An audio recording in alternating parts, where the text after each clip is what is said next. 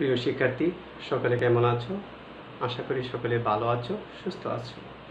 সুফিয়া মতিন মহিলা কলেজের পক্ষ থেকে অনলাইন ক্লাসে সকলকে স্বাগত। আমি রামকৃষ্ণ দাস, প্রভাষক, রাষ্ট্রবিজ্ঞান। তো আজকে তোমাদের একাদশ ও দ্বাদশ শ্রেণীর পৌরনীতি ও সুশাসন বিষয়ের তৃতীয় পত্রের পঞ্চম অধ্যায় থেকে দ্বিতীয় ক্লাসটি নেব। তো দ্বিতীয় ক্লাসটিতে আজকে আমরা যে বিষয়টি আলোচনা করব সেটি হচ্ছে নির্বাহী বিভাগ বা শাসন বিভাগ। তো প্রিয় শিক্ষার্থী, আমরা জানি সরকারের তিনটি বিভাগ রয়েছে, সেগুলো হলো আইন বিভাগ, শাসন বিভাগ ও বিচার বিভাগ। তো আমরা গত ক্লাসে সংসদ বা আইন বিভাগ সম্পর্কে জেনেছি। তো এখন আমরা যে বিষয়টা জানবো সেটা হচ্ছে শাসন বিভাগ। শাসন বিভাগ হলো রাষ্ট্রের যে অঙ্গ শাসন সংক্রান্ত ক্ষমতা ভোগ করে তাকে শাসন বিভাগ বলে, বা রাষ্ট্র পরিচালনা করার দায়িত্ব যে বিভাগের হাতে ন্যস্ত তাকে শাসন বিভাগ বলে। রাষ্ট্রের যে সকল আইন রয়েছে সে আইন অনুসারে কাজ পরিচালনা করাই হচ্ছে নির্বাহী বিভাগ বা শাসন বিভাগের কাজ। আর নির্বাহী বিভাগের তিনটি অঙ্গ রয়েছে, আর এই তিনটি অঙ্গের মাধ্যমে মোটামুটি নির্বাহী বিভাগ পরিচালিত হয়ে থাকে। এই তিনটি অঙ্গ হলো দি প্রাইম মিনিস্টার, প্রধানমন্ত্রী, দি ক্যাবিনেট, মন্ত্রিসভা, দি প্রেসিডেন্ট, রাষ্ট্রপতি। এই তিনটি অঙ্গ নিয়ে রাষ্ট্রের শাসন ব্যবস্থা পরিচালিত হয়ে থাকে। তো প্রিয় শিক্ষার্থী, আমরা আজকে এই তিনটি অঙ্গ থেকে আমরা আজকে প্রধানমন্ত্রী সম্পর্কে জানব। প্রধানমন্ত্রীর ক্ষমতা ও কার্যাবলী সম্পর্কে আলোচনা করব, অর্থাৎ প্রধানমন্ত্রী কিভাবে নিয়োগ পেয়ে থাকেন, প্রধানমন্ত্রীর প্রসারণ পদ্ধতি এবং প্রধানমন্ত্রীর পদমর্যাদা কী, এই বিষয় নিয়ে আজকে আমরা আলোচনা করব। প্রথমেই প্রধানমন্ত্রী সম্পর্কে জানব। আমরা জানি যে এই সংসদীয় সরকার ব্যবস্থায় ক্ষমতার কেন্দ্রবিন্দুতে অবস্থানকারী একটি নাম, তাকে কেন্দ্র করে শাসন ব্যবস্থা পরিচালিত হয়ে থাকে। আর তিনি হচ্ছেন সকল ক্ষমতার কেন্দ্রবিন্দু, অর্থাৎ তিনি এবং তার মন্ত্রিসভা মিলে শাসন ব্যবস্থা পরিচালনা করে থাকেন। এখানে রাষ্ট্রপতি নামে মাত্র প্রধান, মূলত মূল ক্ষমতা প্রধানমন্ত্রীর হাতেই ন্যস্ত থাকেন। তো এই প্রধানমন্ত্রীর যে ক্ষমতা, সে ক্ষমতা আমাদের সংবিধান অনুসারেই, আমাদের সংবিধানের 55(2) নং অনুচ্ছেদে বলা হয়েছে যে প্রজাতন্ত্রের সকল কার্য প্রধানমন্ত্রীর কর্তৃত্বেই পরিচালিত হবে, এর বাইরে কারো সে ক্ষমতা থাকবে না। আর রাষ্ট্রপতিকে যে ক্ষমতা দেওয়া হয়েছে তা নামে মাত্র দেওয়া হয়েছে, অর্থাৎ রাষ্ট্রপতি যে কোনো কাজ পরিচালনা করার ক্ষেত্রে প্রধানমন্ত্রীর পরামর্শ নিয়ে করে থাকেন। প্রিয় শিক্ষার্থী, এখন আমরা প্রধানমন্ত্রী নিয়োগ পদ্ধতি সম্পর্কে জানব। আমরা জানি যে আমাদের দেশে সংসদীয় সরকার ব্যবস্থা প্রচলিত রয়েছে।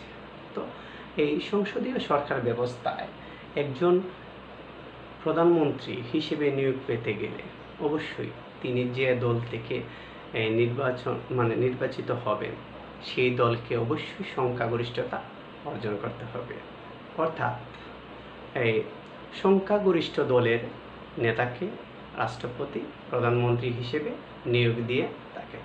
এছাড়া যে দল সংখ্যাগরিষ্ঠতা অর্জন করতে ব্যর্থ হবে সে দল বিরোধী দল হিসেবে সংসদে কার্যক্রম পরিচালনা করে থাকেন। এছাড়াও আরেকটা উল্লেখযোগ্য বিষয় হচ্ছে, যদি দেখা যায় যে কোনো দলই সংখ্যাগরিষ্ঠতা অর্জন করতে পারেনি, তখন সংসদের অধিকাংশ সদস্যের আস্থাভাজন ব্যক্তিকে রাষ্ট্রপতি প্রধানমন্ত্রী হিসেবে নিয়োগ দিতে পারেন। তো প্রিয় শিক্ষার্থী, এখন আমরা জানবো যে প্রধানমন্ত্রী পদের মেয়াদ। তো আমরা জানি যে এই আমাদের দেশের প্রধানমন্ত্রীর মেয়াদ হচ্ছে 5 বছর, অর্থাৎ তিনি যেদিন থেকে শপথ গ্রহণ করবেন সেদিন থেকে পরবর্তী 5 বছর। আর প্রধানমন্ত্রীকে রাষ্ট্রপতির কাছে শপথ গ্রহণ করতে হয়। এছাড়াও তিনি নানা কারণে তার পদ থেকে অপসারিত হতে পারেন। প্রথমত, তিনি যদি পত্রযুগে রাষ্ট্রপতির কাছে পদত্যাগ করেন। এছাড়া দেখা যায় তিনি যদি পদত্যাগ করেন তখন গোটা সংসদটাই ভেঙে যেতে পারে, মন্ত্রিসভা ভেঙে যায়। এছাড়াও যদি দেখা যায় যে সংসদের অধিকাংশ সদস্য যদি অনাস্থা প্রস্তাব পেশ করেন তখন তার পদ থেকে পদচ্যুত হতে পারেন। এছাড়া নতুন প্রধানমন্ত্রী আসার আগ পর্যন্ত তিনি তার পদে বহাল থাকবেন। প্রিয় শিক্ষার্থী, এখন আমরা প্রধানমন্ত্রীর ক্ষমতা ও কার্যাবলী সম্পর্কে আলোচনা করব। প্রথমত আমরা দেখব যে নির্বাহী বা শাসন সংক্রান্ত ক্ষমতা কিভাবে প্রধানমন্ত্রী এই নির্বাহী বা শাসন সংক্রান্ত ক্ষমতা ভোগ করে থাকেন। প্রধানমন্ত্রী রাষ্ট্রপতির কাছে শপথ গ্রহণ করার পরে তিনি মন্ত্রিসভা গঠন করেন রাষ্ট্র পরিচালনা করার জন্য। আর এই মন্ত্রিসভার সদস্য কে কে হবেন সে ক্ষমতা প্রধানমন্ত্রীর হাতে থাকে। এছাড়া মন্ত্রিসভা ভেঙে দেওয়ার ক্ষমতাও প্রধানমন্ত্রীর রয়েছে। এছাড়া সরকারের উচ্চপদস্থ কর্মকর্তা কর্মচারী নিয়োগের ক্ষেত্রেও প্রধানমন্ত্রী পরামর্শক্রমে রাষ্ট্রপতি নিয়োগ দিয়ে থাকেন।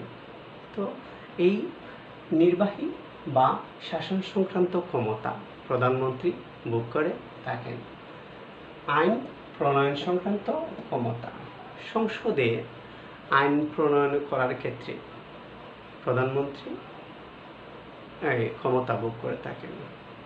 সংসদে যদি কোনো আইন পাস হয় তাহলে প্রধানমন্ত্রী দিক নির্দেশনা ক্রমেই হয়ে থাকে, অর্থাৎ প্রধানমন্ত্রীর এই দিক নির্দেশনা ছাড়া কোনো বিল সংসদে উত্থাপিত হতে পারে না, আবার এই বিল পাস হতে পারে না। দেখা যায় যে আইন প্রণয়ন সংক্রান্ত ক্ষমতার ক্ষেত্রেও দেখা যাচ্ছে যে প্রধানমন্ত্রী ক্ষমতা অপরিসীম। অর্থ সংক্রান্ত ক্ষমতা, প্রধানমন্ত্রী অর্থ সংক্রান্ত ক্ষমতা ভোগ করে থাকেন। অর্থ সংক্রান্ত কি কি ক্ষমতা ভোগ করে থাকেন? যেমন প্রতি বছর অর্থমন্ত্রী সংসদে বাজেট পেশ করে থাকেন।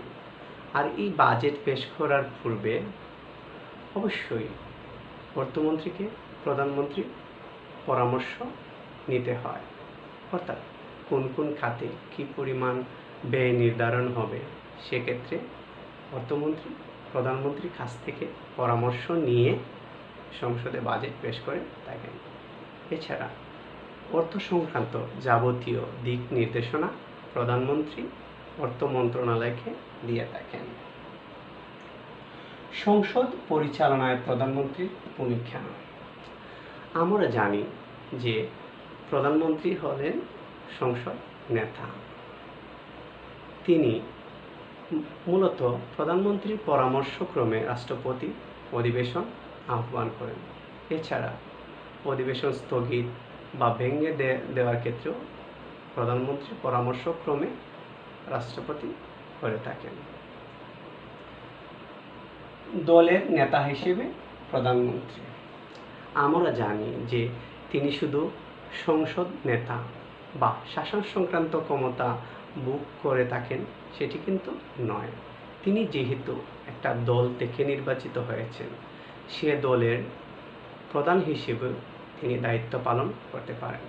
আমরা জানি বর্তমান সময়ে আমাদের প্রধানমন্ত্রী হচ্ছে মাননীয় প্রধানমন্ত্রী জননেত্রী শেখ হাসিনা।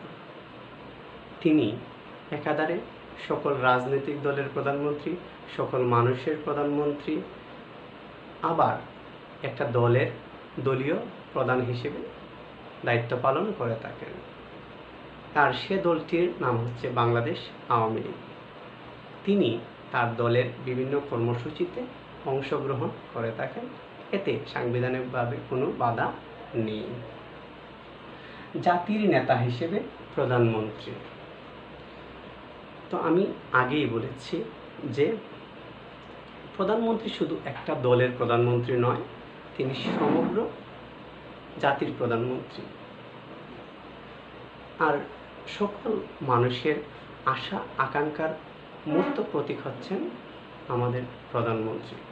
আর সকল মানুষের আশা আকাঙ্ক্ষার প্রতিফলন ঘটে এই প্রধানমন্ত্রীর মাধ্যমে। রাষ্ট্রপতির পরামর্শদাতা হিসেবে প্রধানমন্ত্রী।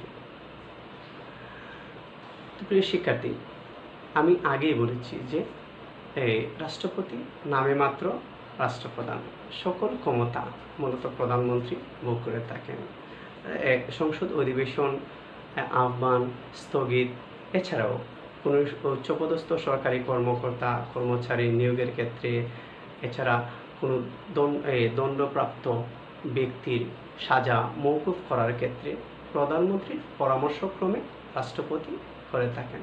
আর এই রাষ্ট্রপতির পরামর্শদাতা হিসেবে প্রধানমন্ত্রী যাবতীয় দিক নির্দেশনা দিয়ে থাকেন। পররাষ্ট্রনীতি নির্ধারণে এই প্রধানমন্ত্রী গুরুত্বপূর্ণ ভূমিকা পালন করে থাকেন। আমাদের পররাষ্ট্রনীতির মূল কথা হলো সকল রাষ্ট্রের সাথে বন্ধুত্ব, কারোর সাথে শত্রুতা নয়। Friendship to all, malice to none. আর এই নীতির উপর আস্থা রেখে প্রধানমন্ত্রী সকল বৈদেশিক রাষ্ট্রের সাথে কিরূপ সম্পর্ক স্থাপন করবেন, এছাড়া বিভিন্ন আন্তর্জাতিক সংস্থার সাথে কিরূপ সম্পর্ক স্থাপন করবে তার প্রয়োজনীয় দিক নির্দেশনা পররাষ্ট্র মন্ত্রণালয়কে দিয়ে থাকেন প্রধানমন্ত্রী। রাষ্ট্রীয় কাজের সমন্বয়কারী হিসেবে প্রধানমন্ত্রী। আমরা জানি যে প্রধানমন্ত্রী রাষ্ট্রের সমন্বয়কারী হিসেবে কাজ করে থাকেন। রাষ্ট্রের প্রত্যেক সেক্টরকে তিনি নিয়ন্ত্রণ করে থাকেন। আর প্রত্যেক সেক্টর যাতে তাদের কাজগুলা সঠিকভাবে পরিচালনা করতে পারে, এই প্রত্যেকটা সেক্টরের সমন্বয়কারী হিসেবে প্রধানমন্ত্রী কাজ করে থাকেন। জরুরি অবস্থা মোকাবেলায় প্রধানমন্ত্রী। আমরা দেখি যে একটা দেশ যখন বিভিন্ন সংকট মুহূর্ত, মানে একটা দেশে যখন সংকটকালীন মুহূর্ত আসে, তখন প্রধানমন্ত্রী গুরুত্বপূর্ণ ভূমিকা পালন করে থাকেন। বিশেষ করে যুদ্ধ, সাইক্লোন, বন্যা, এইসব ক্ষেত্রে দেখা যায় যে প্রধানমন্ত্রী তার যে ভূমিকা, তিনি নিরলসভাবে তার কাজ পরিচালনা করে থাকেন। তো বর্তমান সময়ে আমরা জানি যে সবচেয়ে একটি আতঙ্কের নাম হচ্ছে করোনা ভাইরাস। আর এই যে করোনা ভাইরাস মোকাবেলায় প্রধানমন্ত্রী তার নিরলস ভূমিকা কারণে, নিরলস অক্লান্ত পরিশ্রম কারণে আজ আমরা অনেকটাই করোনা ভাইরাস মোকাবেলায় সফল হয়েছি। তো এখন আমরা আলোচনা করব যে প্রধানমন্ত্রীর পদমর্যাদা। সংসদীয় সরকার ব্যবস্থায় প্রধানমন্ত্রীর পদমর্যাদা সবার উপরে। এখানে রাষ্ট্রপ্রধান নামে মাত্র থাকেন, সকল ক্ষমতা মূলত প্রধানমন্ত্রীর হাতেই ন্যস্ত থাকেন। আর এই প্রধানমন্ত্রীর পদমর্যাদাকে উল্লেখ করতে গিয়ে একজন বিশিষ্ট ব্যক্তি ডক্টর জেরিংস বলেন যে he is rather a sun around which political planets revolve. অর্থাৎ প্রধানমন্ত্রী হচ্ছে এমন একটি সূর্য যাকে কেন্দ্র করে রাজনৈতিক সূর্যসমূহ আবর্তিত হয়ে থাকে। এখানে প্রধানমন্ত্রী সূর্য হিসেবে কাজ করে থাকে, কারণ সূর্য যেমন সকল শক্তির উৎস, যেমন সূর্য, তেমনি সকল শাসন সংক্রান্ত ক্ষমতার আধার হচ্ছে আমাদের প্রধানমন্ত্রী। আর এই যে রাজনৈতিক নক্ষত্রগুলো তাকে কেন্দ্র করে আবর্তিত হয়ে থাকে। তো প্রিয় শিক্ষার্থী, আজকে আমরা প্রধানমন্ত্রীর সম্পর্কে জানলাম, প্রধানমন্ত্রীর নিয়োগ পদ্ধতি, প্রধানমন্ত্রী পদের মেয়াদ, প্রধানমন্ত্রীর ক্ষমতা ও কার্যাবলী, প্রধানমন্ত্রীর পদমর্যাদা। এই বিষয়গুলো তোমরা ভাষায় ভালোভাবে অনুশীলন করবে। আর যদি এই আজকের যে আমরা আলোচনা করলাম সেই বিষয় থেকে যদি তোমাদের পরীক্ষাতে কোনো প্রশ্ন আসে, অবশ্যই তোমরা ভালোভাবে যাতে প্রশ্নের সমাধান করতে পারো, সেই আশা ব্যক্ত করে আমি আজকে আমার ক্লাস এখানে সমাপ্তি ঘোষণা করছি। সকলে ভালো থাকো, সুস্থ থাকো।